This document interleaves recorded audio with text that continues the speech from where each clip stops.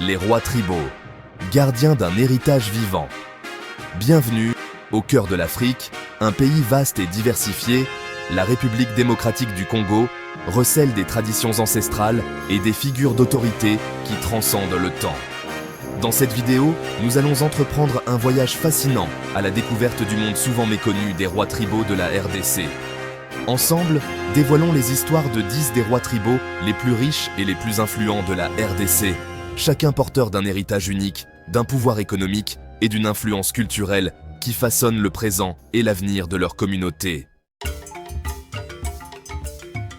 Notre voyage commence au sud-est de la RDC, une région riche en minerais et imprégnée d'histoire.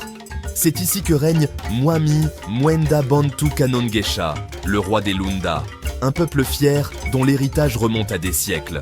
Son territoire, le Haut-Katanga, est le cœur battant de l'industrie minière congolaise, une source de richesse mais aussi de conflits. Mwami Kanongesha, un homme à la stature imposante et au regard perçant, porte le poids de son héritage avec dignité et détermination. L'abondance minérale du Katanga a fait de Mwami Kanongesha l'un des monarques les plus riches d'Afrique, lui conférant un pouvoir économique considérable. Une richesse qu'il utilise pour investir dans des projets de développement, soutenir l'éducation et la santé, et promouvoir l'entrepreneuriat. Notre voyage nous conduit maintenant au cœur de la RDC, dans la province du Kasaï oriental. Ici règne le roi Philippe Lunda Bululu, le chef charismatique des Tetela. Cette région fertile, marquée par des périodes de troubles et de divisions, a trouvé en roi Lunda Bululu un symbole d'unité et de progrès. Sous sa direction avisée, les terres fertiles du Kasaï produisent en abondance, faisant de lui un acteur économique majeur de la région. Mais le vrai pouvoir du roi Lunda Bululu réside dans sa capacité à rassembler son peuple. Son règne témoigne du pouvoir de la sagesse, de la compassion et de la vie. Notre exploration nous mène maintenant à l'est, vers les rives majestueuses du lac Tanganyika. C'est là que règne Mwami Munongo, le chef vénéré des Bayéké. Ce peuple fier, connu pour ses traditions ancestrales et son art raffiné, trouve en Mwami Munongo un gardien vigilant de son héritage culturel. La région du Tanganyika, riche en ressources naturelles, a longtemps été convoitée. Mais Mwami Munongo, avec sagesse et fermeté, a su protéger les intérêts de son peuple, négociant avec les entreprises minières pour garantir un partage équitable des bénéfices de l'exploitation de l'or. Il a investi massivement dans la construction d'écoles et de centres de formation, offrant aux jeunes générations les outils pour réussir dans un monde en mutation. Son règne éclairé est une source d'inspiration pour les Bayéké et pour tous ceux qui croient en la force de la culture et de l'identité.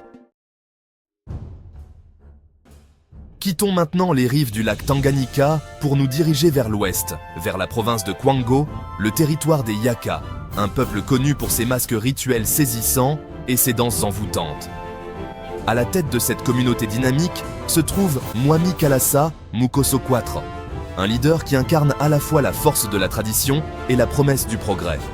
Conscient de l'importance de la terre pour son peuple, Mwami Kalasa Mukoso-Kwatra a encouragé la modernisation des pratiques agricoles et la diversification des cultures, faisant de la région l'un des greniers de la RDC. Sous son patronage, les artisans Yaka ont vu leur travail reconnu à l'échelle nationale et internationale, contribuant à la fierté et à la prospérité de la communauté. Mwami Kalasa Mukoso-Kwatra nous rappelle que la véritable richesse ne se mesure pas uniquement en termes économiques, mais aussi en termes de préservation de l'héritage culturel. Notre voyage nous conduit maintenant au cœur de la RDC, dans la province du Sankuru, une région de forêts denses et de rivières sinueuses. Ici vivent les Bassanguiers, un peuple connu pour sa spiritualité profonde et sa musique envoûtante. À leur tête se trouve Mwami Mwenda Mishindi, un leader spirituel autant que politique, un gardien des traditions ancestrales et un guide vers l'avenir.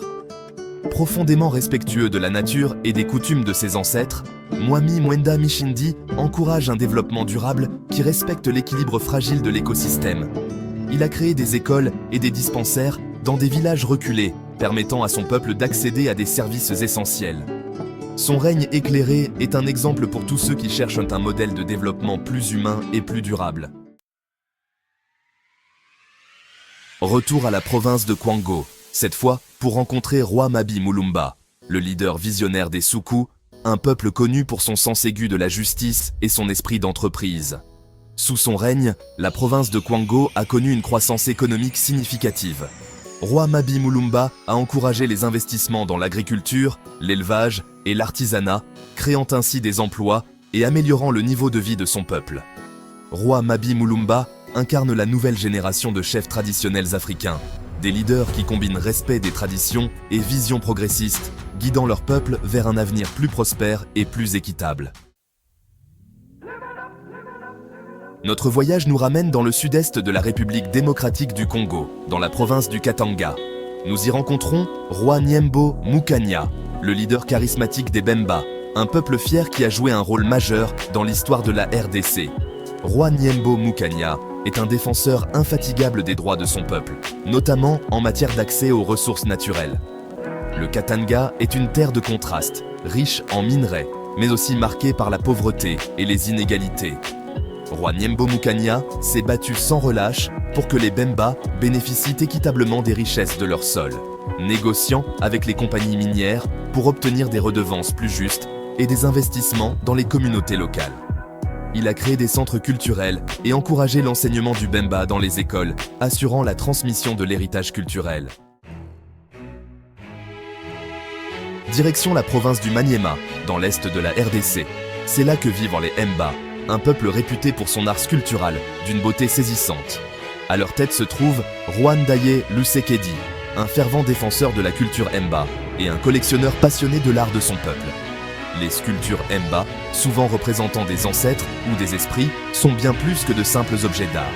Rwandaye Lusekedi a consacré sa vie à préserver cet héritage précieux, constituant une collection impressionnante de sculptures Mba, qu'il expose dans un musée qu'il a fait construire à cet effet. Il encourage les jeunes Mba à s'approprier leur héritage artistique, organisant des ateliers de sculpture et de danse traditionnelle pour assurer la transmission des savoir-faire. Nous arrivons maintenant à Nom de la Région, une région riche en histoire et en tradition. Ici prospère la tribu. Dans la région, la tribu vit en harmonie avec la nature et ses traditions ancestrales.